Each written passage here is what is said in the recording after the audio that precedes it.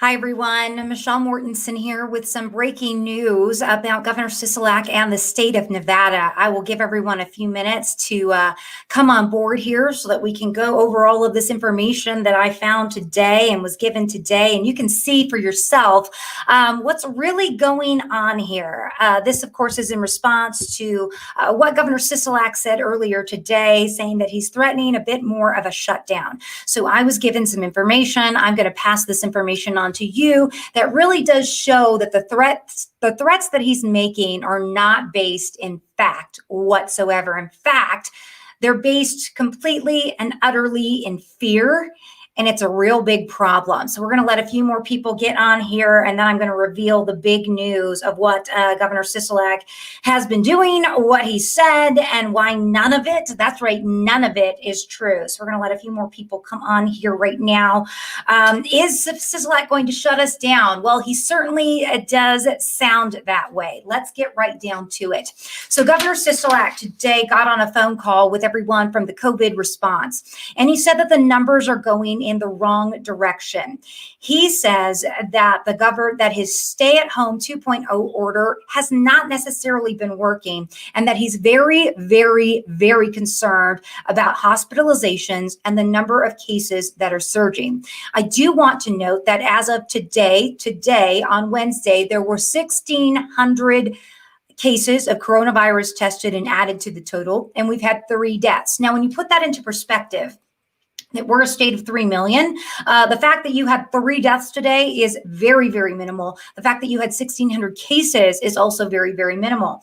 But the problem here is what he's saying about the hospitals. He's saying that due to hospitalizations, he needs to possibly make stronger efforts, stronger orders come into place because he's so concerned about it. But get this, the hospitalizations, they're not because of COVID. This is when we're going to break some big news. All right. I want you to take a look at this picture here that I'm sharing with you on the screen. This picture is really important. I wish I could make it a lot bigger for you. But what you'll see here, this is directly from the Nevada Hospital Association. It is the COVID-19 daily statistics for November 17th, 2020. That was yesterday. As you can see, it goes over by county, what the numbers are, and the total number of beds. Well, if you look at the very first column, it tells us that we have 6,660 beds. What a number, right? Not the greatest number in the world. But that is the number of beds that we have in the state. And then right next to it, it says the number of staffed inpatient beds is at 6,852. All right. It says the hospital census is at 5,427, and that the percentage of licensed beds occupied is at 81%. That does tell us that our hospitalizations are very, very, very high. But here's the big question. Are they all with COVID cases? Well, go down a few rows right here where it says confirmed COVID-19 cases. If you look right here, and I don't know if I can mark it up, but I'm trying to mark it up right there for you, right there in the blue dots, you can see that the confirmed COVID cases are 1,105. Now, my friends, if we have more than 6,660 beds and only 1,105 COVID cases, that means that a whopping 16.59% of beds are filled with COVID cases. So what we're seeing is that the hospitals are very much filled. The hospitals are nearing 100% capacity, but not because of COVID. COVID is not the culprit, according to this information directly from the Nevada Hospital Association, because the Nevada Hospital Association is saying the confirmed cases is only at 1,105. Now, when you look at the number of suspected COVID cases, which is right next door, they only have 141 suspected COVID cases. That's it. Those numbers are nowhere near the 6,660 beds that we have filled.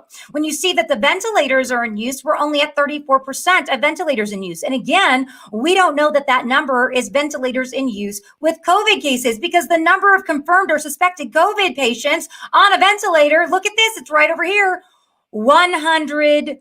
41. Look at that. Now, what is this telling you? What are these statistics telling you? What are they telling us right there, right then and there? We're seeing that Nevada hospitalizations are way, way up, but they aren't up because of COVID cases. So why on earth would the governor get on the phone today while he is sitting there dealing with COVID himself? And get this, when he said, hey, I'm dealing with COVID, and they asked him, hey, how are you feeling? How are you feeling? He's like, I'm fine. I'm not on any medication. I don't have to go to the hospital. I'm not on a ventilator. There are no problems whatsoever. I just have the sniffles. He knows himself that COVID is not that big of a deal. It's very interesting. We don't quite understand why COVID will affect one person very, very badly, and another person, it will be, you're pretty much not even symptomatic. But the bigger problem here is that they are threatening to do further shutdowns because of hospitalizations. But according to the Nevada Hospital Association, their numbers right here for yesterday, the hospital cases that are of COVID are only at 16.59%. 16.59% is not a reason to do another slew of shutdowns. Now, what is this telling you? Well, it's telling you that people are going to the hospital for colds. It means that people are going to the hospital because of the regular flu. It means people are going to the hospital for elected surgeries or surgeries that they need because of heart attacks or strokes or other cases, maybe cancer, but it isn't because of coronavirus. So threatening to do further shutdowns to really, in essence, destroy our economy even further, is absolutely ridiculous and asinine to do it in the name of COVID. There's only a few explanations as to why Governor Sisolak could be doing something like this, because it truly doesn't make any sense. Maybe he's hoping that Biden will end up giving him money once the Biden administration takes over, and that they will get a bailout because of COVID, and they will have needed to have done a certain number of shutdowns. Maybe he's doing it because he's just very, very afraid. I don't know. But the fact remains that the shutdowns have not stopped COVID cases from growing.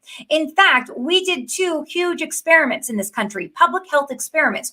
One where we shut down the economy completely, and one where we reopened it very gradually to the point that it isn't even reopened at all at this point. And it did nothing to control COVID, and it did nothing to stop COVID. What we're hearing here is that no matter what happens, COVID remains. And that's the most important point of all. COVID is not going away. COVID is not going away. We have had coronaviruses for many, many years. It is the SARS-CoV-19 strain. You guys have heard of SARS. We've had SARS before. You guys have heard of coronavirus. What is coronavirus? It is the common cold. Coronavirus-19, COVID-19 is not going anywhere, but shutting down the economy is not solving the problem. This is as bad as throwing spaghetti at the wall at the moment and seeing if it sticks. Oh, well, if we shut down restaurants. Oh, if we shut down schools, if we shut down this, it's going to all stop.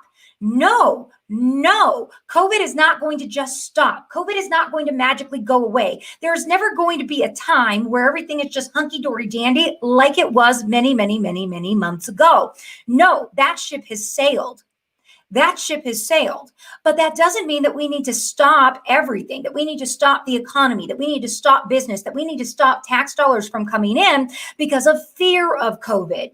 We have to learn how to deal with COVID. And that is my big concern about these Democrats and the Biden administration at the end of the day, if they do indeed take over in 2021, where it's looking like they really are.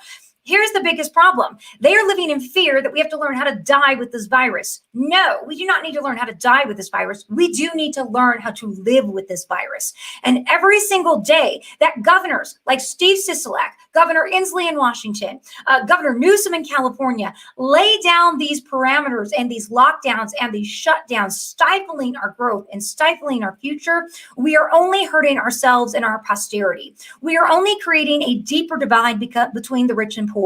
We are creating a deeper divide between the rich and the poor right now, and the proof is in the pudding. Governor Newsom can go hang out at the French Laundry, a restaurant I could only dream of affording to go to one day, and he can do it without a mask, and he can party with all his fellow elites because the rules don't apply to him. And we're seeing that with Sisolak as well.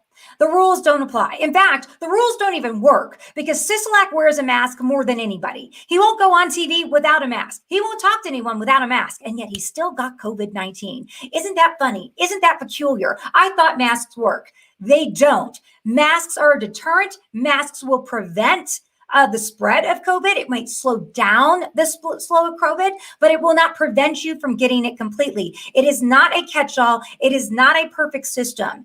None of it is. You can say social distance, wash your freaking hands, and wear a cloth mask till the cows come home, and it will not make the numbers go down. So this is a big problem. And the other big problem is that no one else is pointing out this information to you. Where on the local newscast did anyone point out the actual numbers from the Nevada Hospital Association? Nowhere. No station did it. Do you want to know why no station did it? Because the local stations literally just get on the calls with Governor Sisolak and those idiots at the COVID task force, and they write down everything that they say. They record it so that they can give you a soundbite, and they say, well, but that's the truth. That's the truth. There's no investigation on their own. Listen, this information that I have here from you came directly from the Nevada Hospital Association. Do you see that up there? Nevada Hospital Association. And the numbers are as clear as day, as you can see. We've got 6,660 beds. We've got 6,852 percentage of staffed hospitalization beds. We're at 81% capacity, but it's not because of COVID. It's not because of COVID, because if you go over here, there's only 1,105 cases of COVID, and there are only 141 suspected cases of COVID. This, my friends, is why I'm very concerned, because you are being lied to. And very, very soon, we are going to see that if you have Thanksgiving, they're going to come after you. In Oregon, they're already coming after you. They'll send you to jail for 30 days. They'll fine you over $1,200 if you have too many people over for Thanksgiving. In other states, if they have family from out of town, they've got to quarantine for freaking 14 days. This is ridiculousness, and there is no need to stifle our economy. There is no need to destroy our future.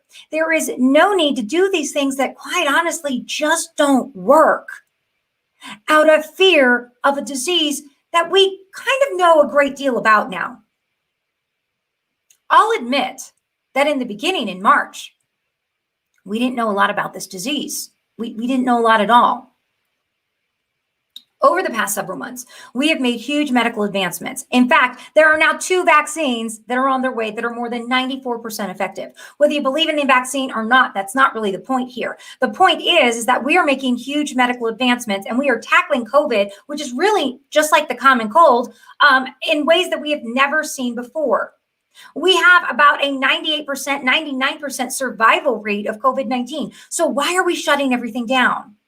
Now, here's the really sad part. I'm sure some of you are saying, well, Michelle, this is really interesting. This is great. I wish the media would report this. Thank you for giving us the truth. That's all fine and good. But Michelle, what do we do? And that's the really sad part, my friends. There's nothing we can do, because Governor Sisolak several months ago issued an executive order that said emergency powers were going to be in effect until he said emergency powers were no longer needed. So we have literally given the governor total and utter control to rule by executive order, and he doesn't get to stop until he says it's time to stop.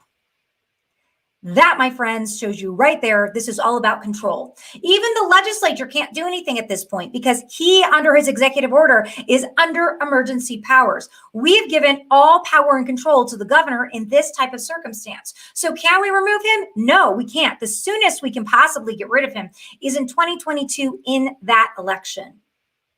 That is why I say elections have consequences. That is why I say it's very important to know who these people are that you are electing.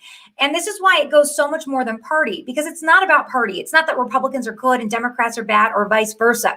It's that people have a certain ethics and way that they believe they should lead.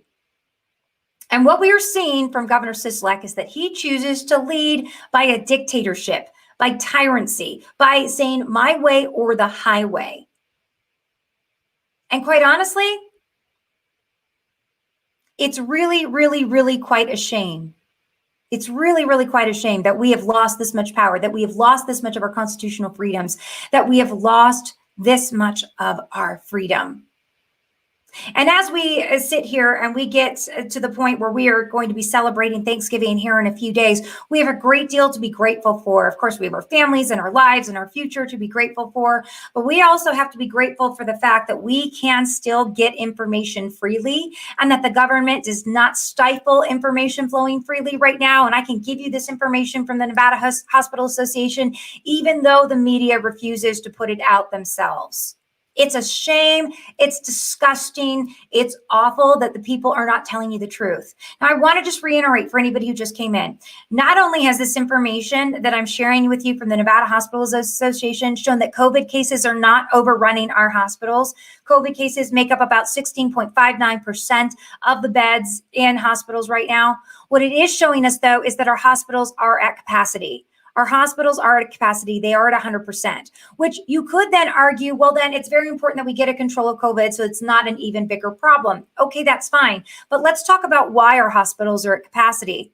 It's because we keep seeing more and more people trying to commit suicide. We have seen a rash number of children committing suicide while they're not in school. We have seen so many people refuse to go get the care and treatment that they need from the hospital due to fear of COVID over the past couple of months, that now they're having heart attacks and strokes and cancer cases are getting worse, and they are back in the hospital now. So our capacity is definitely going up, but it isn't because of COVID. We don't need to shut down because of COVID. We do need to get control of what's going on in the hospitals, and that has a lot to do with healthcare, and that has a lot to do with stopping the shutdowns and stopping the spread of fear, which is making people afraid to go get the help that they need. My friends, now more than ever, we have to be vigilant. Now more than ever, we have to fight back. And one of the ways we're going to fight back is, of course, by supporting quality candidates for election and getting the truth out there. You can't count on news operations. You can't count on your politicians. You can only count on getting information and spreading it yourself. So later on, when this stream is over, I will post this picture on my Facebook page so it can be shared with anyone and everyone that you want to share it with, because I think it's very important that we get the truth out there. Truth and transparency is key. I also want to remind everyone to definitely tune in on Friday when we have the Michelle Mortensen Show, because joining with me that day is going to be a doctor who specializes in prescription drugs and vaccinations. And he is going to be telling us about the 2 vaccinations that are currently on the market for COVID. Should we be getting them? Should we not be getting them? Are they good? Are they bad? What's the problem there? We're going to be talking about that on the Michelle Mortensen Show on Friday at 11 a.m. Pacific here in Nevada. You can watch on Facebook, YouTube, Instagram, Twitter, or you can listen on KSHP 1400 AM. I also want to remind everyone that What You Need to Know is back. So every day I am doing a daily update of some of the most interesting stories of the day that I found. It is not a complete compilation. No, it's only about 5 minutes long, but it is fun and it is funny and it is what you need to know right now to stay kind of informed in what's happening in the world.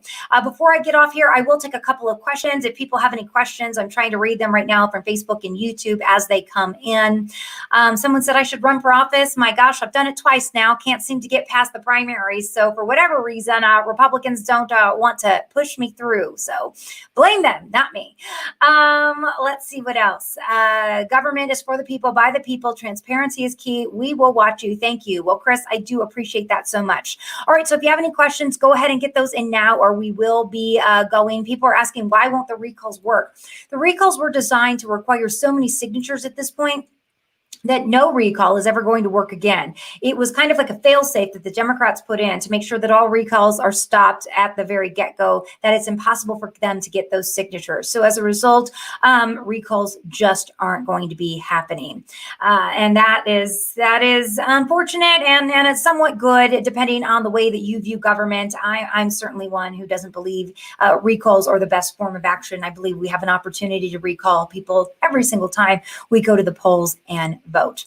All right, everyone. Thank you so much for tuning in. I hope you found the information helpful. Be sure to check out today's What You Need to Know. It's also on my Facebook page and YouTube. And I will see you again tomorrow. Again, tune in for the Michelle Mortensen Show on Friday. Thank you guys all for your support. Oh, and don't forget to subscribe, MichelleMortensen.com. If you want to keep this type of information out there, if you want to keep my shows on the air, I absolutely 100% need you to support us financially with either one-time donations, monthly subscriptions, or by advertising on the show. We cannot make it work without you. You are absolutely integral to keeping this show and the free flow of information on the air. All right, my friends, thank you again for everything. You have a fantastic night, and I will see you again very, very soon. Bye-bye.